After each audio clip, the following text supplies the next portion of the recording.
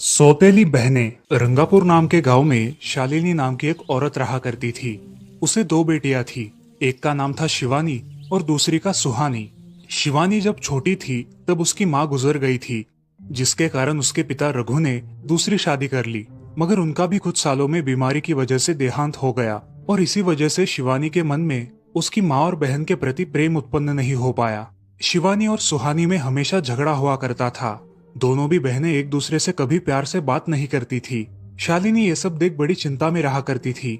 ऐसे ही एक दिन शिवानी सुहानी, चलो आ जाओ, खाना खा लो। हाँ माँ आई। हाँ माँ, मैं भी आई। ऐसा कहकर दोनों बेटियां वहां आ जाती है और देखती है तो उनकी माँ ने उन दोनों के लिए गाजर का हलवा बनाया था। वो देख सुहानी और शिवानी बहुत खुश हो जाती है। माँ, तुमने ये हलवा मेरे लिए बनाया है? मुझे बहुत पसंद है।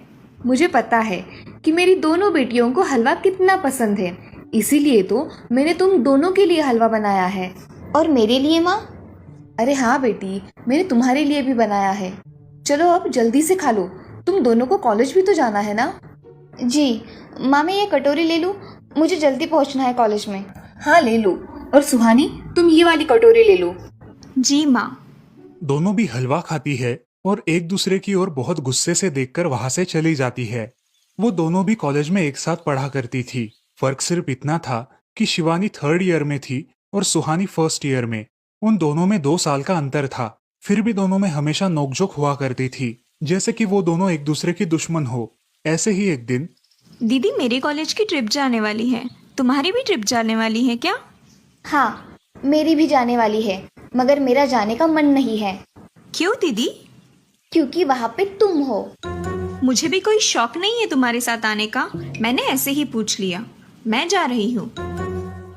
शिवानी और सुहानी एक दूसरे की ओर मुंह फेरकर वहां से चली जाती है। अगले दिन दोनों भी कॉलेज में जाती है। तब उनके टीचर उनसे पूछते हैं, शिवानी, तुम कॉलेज की ट्रिप में आने वाली हो? जी सर, मैं आने वाली हूँ। ठीक है, मैं तुम्हारा नाम लिखवा देता हूँ। जी सर। ऐसा बोलकर टीचर ट्रिप के लिए जाने वाले विद्यार्थियों की लिस्ट बना लेते हैं।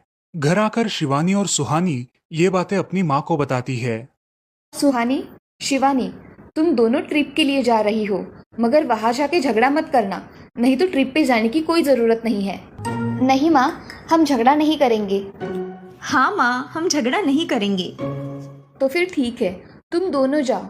ये लो ट्रिप के लिए पैसे, और बाकी के ये तुम्हारे पास ही रखना। माँ, हम कल जाएंगे और 2 दिन के बाद वापस आएंगे। ठीक है, चलो अब सो जाते हैं, कल तुम दोनों को निकलना है। अब वो सब खाना खाकर सो जाती है। अगले ही दिन सुबह उठकर वो दोनों भी अपने अपने बस में बैठकर ट्रिप के लिए निकल जाती है और इधर शालिनी अपने काम में व्यस्त हो जाती है। ऐसे ही कुछ देर बाद शालिनी को शिवानी का फोन आता है। माँ, हम दोनों यहाँ ट्रिप की जगह पहुँच गए हैं। अच्छा बेटी, तुम दोनों ठीक हो ना? हाँ माँ, मैं रखती हूँ, हमें यहाँ अलग अलग स्पॉट देखने जाना है। ठीक है, और जब वक्त मिले तो फ़ोन कर देना। हाँ माँ, अपना और सुहानी का ख्याल रखना। हाँ माँ। फोन रखने के बाद शिवानी और उसके क्लास के सारे दोस्त वहाँ की एक जगह देखने जाते हैं। सुहानी भी उसके क्लास के साथ एक दूसरी जगह देखने निकल जाती है। सारे बच्चे एक साथ घूमकर वापस आते हैं। शिवानी सुहानी को ढूंढती है, मगर सुहानी उसे कहीं दिखाई नहीं देती। इसीलिए शिवानी को बड़ी चिंता होने लगती है। अरे, ये सुहानी कहाँ रह गई? इसका तो कुछ भी पता नहीं, कहाँ ढूंढूं इसे?